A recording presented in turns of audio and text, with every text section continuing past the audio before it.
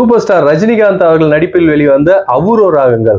இது வந்து பாத்தீங்கன்னா நம்ம சூப்பர் ஸ்டார் ரஜினிகாந்த் அவர்களுக்கு ஃபர்ஸ்ட் படம். கருப்பா பரட்ட தலையோட இதுதான்டா உடம்புன்னு தமிழ் சினிமாவில் சும்மா நச்சுன்னு வந்து இறங்கினார் நம்ம சூப்பர் ஸ்டார் ரஜினிகாந்த் அவர்கள். இந்த படத்துல இவரோட கதாபாத்திரத்தோட பேர் வந்து பாத்தீங்கன்னா பாண்டியன். ஸோ இந்த பாண்டியன் அப்படின்ற பேர் வந்து பார்த்தீங்கன்னா சூப்பர் ஸ்டார் ரஜினிகாந்த் அவர்களோட ஃபிலிம் கேரியர்ல நிறைய இடத்துல யூஸ் பண்ணியிருப்பாங்கன்னு சொல்லலாம். உதாரணத்துக்கு சொல்லணும்னா 3 முகம் திரைப்படத்தில் அலெக்ஸ் பாண்டியன் ஒரு கேரக்டர். அதுக்கு அடுத்து வந்து பார்த்தீங்கன்னா பாண்டியன் ஒரு படமே வந்து எஸ்பி முத்துராமன் அவர்கள் வந்து டைரக்ட் பண்ணியிருப்பாரு.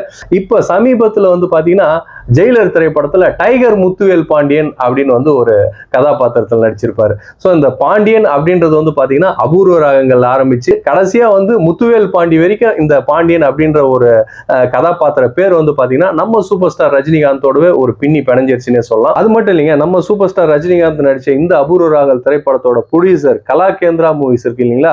ஸோ அந்த படத்தோட ப்ரொடியூசருக்கு நம்ம சூப்பர் ஸ்டார் ரஜினிகாந்த் அவர்கள் பெரிய நடிகர் ஆனதுக்கு அப்புறம் உன் கண்ணில் நீர் வழிந்தால், தில்லு முள்ளு இந்த மாதிரி திரைப்படம்லாம் நடிச்சு ஒரு நல்ல லாபத்தை எடுத்து கொடுத்திருக்காருன்னே சொல்லாங்க நம்ம சூப்பர் ஸ்டார் ரஜினிகாந்த். அது மட்டும் இல்லாம 1997ஆம் ஆண்டு வெளிவந்த அருணாச்சலம் திரைப்படம். இந்த படத்துல வந்து பாத்தீங்கன்னா 8 ப்ரொடியூசர்ஸ் இருப்பாங்க. அந்த 8 ப்ரொடியூசர்ஸ்ல 2 ப்ரொடியூசர்ஸ் வந்து பாத்தீங்கன்னா இந்த கலாகேந்திரா மூவிஸ் நிறுவனத்தை சேர்ந்த கோவிந்தராஜ் மற்றும் துரை.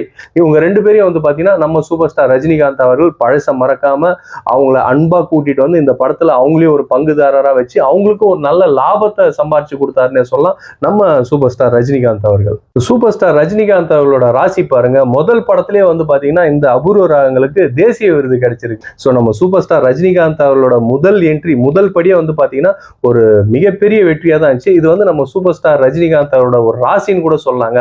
ஸோ அந்த அளவுக்கு ஒரு நல்ல என்ட்ரியா இருந்தது நம்ம சூப்பர் ஸ்டார் ரஜினிகாந்த் அவர்களோட வரவு. நம்ம சேனலை சப்ஸ்கிரைப் பண்ணாதவங்க தயவு செஞ்சு சப்ஸ்கிரைப் பண்ணிடுங்க. நன்றி நன்றி நன்றி.